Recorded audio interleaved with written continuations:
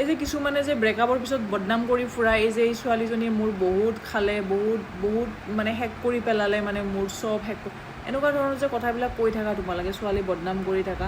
প্ৰথম কথাটো হৈছে যে এনেকুৱা ধৰণৰ যিটো তুমি কথা পাতিবা ন, তোমাৰ পাৰ্চনেলিটিটো ন জিৰ' হৈ যায়। মানুহে ভাবে যে তোমাৰ থিংকিংটো কেনেকুৱা, তোমাৰ মেণ্টেলিটিটো কেনেকুৱা। প্ৰথম কথাটো হৈছে কোনেও তোমাক খুজিব অহা নাই, ঠিক আছে। তুমি কোনোবাৰ ওপৰত খৰচ কৰিছা, তুমি নিজে কৰিছা, নিজৰ মৰ্জিত কৰিছা। আৰু যদি কোনো বাই চান্স যোনজনী ছোৱালীৰ লগত আছিলা তুমি, তাই যদি খুজিছেও, তুমি যদি দিছা, সেইটো ভুলটো তোমাৰ।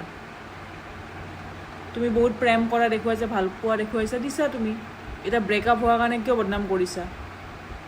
তুমিওতো কম বস্তু নহয়, তুমি কিয় বদনাম কৰিব লাগে? তুমি কিয় বেয়া ক'ব লাগে?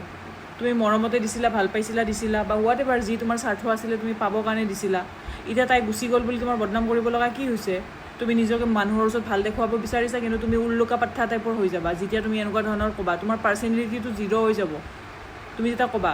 ইভেন ছোৱালী এটাৰ লগত যদি তুমি কথা পাতি কোৱা, এজনী ছোৱালী আছিল, তাই এনেকৈ মোৰ খাইছে, তাই তোমাৰ প্ৰতি ইণ্টাৰেষ্টে কমি যাব, তোমাৰ প্ৰতি ইণ্টাৰেষ্ট নাহে। কাৰণ তুমি যেতিয়া বদনাম কৰিব, গম পোৱাই যাব ন, কালি ময়ে থাকিম, মোৰো বদনাম কৰিব, একো নকৰিলেও ক'ব।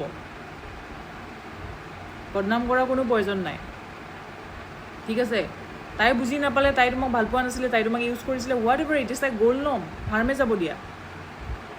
তোমাৰ লগত যোনে থাকিব, এনেও থাকিব, তেনেও থাকিব। তুমি একো খৰচ কৰিব নালাগে তাইৰ ওপৰত।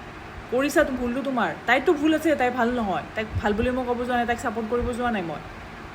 তুমিওতো কম নহয় ন, তুমি কম হয় জানো? তুমিও কম নহয়। মানুহক চান্স দিলে চান্স ল'বই।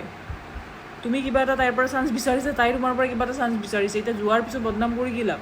ভুলটোতো তোমাৰো আছে, হয়নে নহয়?